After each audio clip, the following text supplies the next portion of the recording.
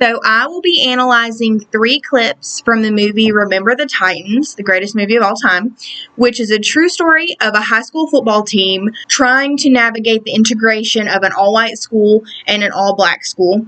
I will be analyzing the football team and its coaches as a group trying to come together. I will be using the concepts such as the different group roles from the YouTube video Functional and Dysfunctional Group Roles that was provided in a previous module for this class. I will be using the throughput process, which was mentioned on page 61 of our textbook, Effective Group Discussions, Theory and Practice. I will be using Open System, which was mentioned on page 64 of the same textbook. I will be using intercultural communication, which was mentioned on page 84 of the same textbook. I will also be using nonverbal behavior, which was mentioned on page 36 of the textbook. So the first clip shows the dynamic of the team before they really come together. We can see Gary being an aggressor towards Julius because Julius is black, Gary is white. They don't agree on anything. We can see Gary being a blocker because he is the captain of the team. He is essentially blocking the entire team from coming together as a group because he is their leader. He is their role model. We can see Julius being more critical towards Gary, not so much as an aggressor. He's being critical because Gary is the captain, but he's doing it in almost a constructive way as an evaluator, evaluating the situation to try to get Gary to see, you're the leader, you need to step up. This clip is showing a lot of intercultural communication. Because Julius is black and Gary is white, they didn't come from the same backgrounds. They came from 2 separate ways of life, and neither one of them understand how the other one is functioning in normal everyday life. So in the second clip, it shows the players start to come together as a group eventually.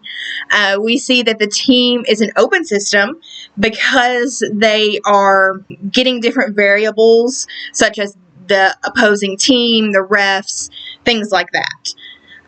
An open system just means that there's change between the group and its environment. We see Gary turning into a harmonizer to get his teammates to start blocking for Rev, which is the quarterback. This is showing that he's trying to harmonize both sides of the team to come together in order to make all of them better. We see Julius turning into a compromiser, finally giving in to change for the better of his team and coordinating with Gary a lot more. So there's some nonverbal behavior in this clip as well, coming from Ray, who is continuously refusing to block for Rev, who is the quarterback. Ray is continuing to be the disruptor of the group, and we can see this more throughout the movie. He doesn't really change a whole lot. He's not wanting to compromise for the better of his team. He is continuing to be the disruptor.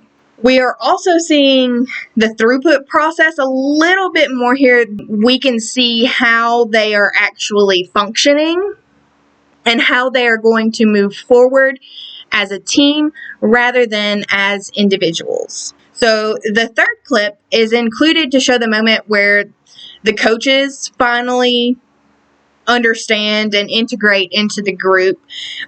Coach Boone, we can see as the facilitator for the other coaches and the players. He's trying to create an environment where these players can come together, and he's trying to create an environment where they're all on the same team, all in the same group. We can see Coach Yost.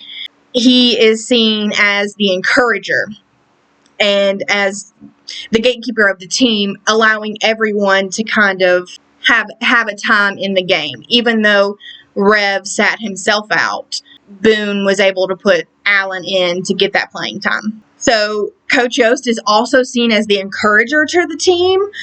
To me, this is shown in the line, "You make sure they remember forever the night they played the Titans," letting them know that they can do this, and they can show the opposing team that we're not something to be messed with, pretty much.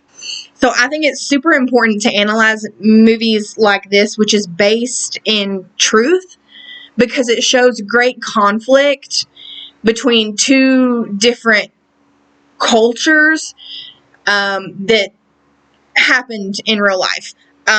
It shows both the light side and the dark side, including racism, but it also shows putting aside our biases to come together as a team, even though we were told by society that we're two different beings and we should not interact at all.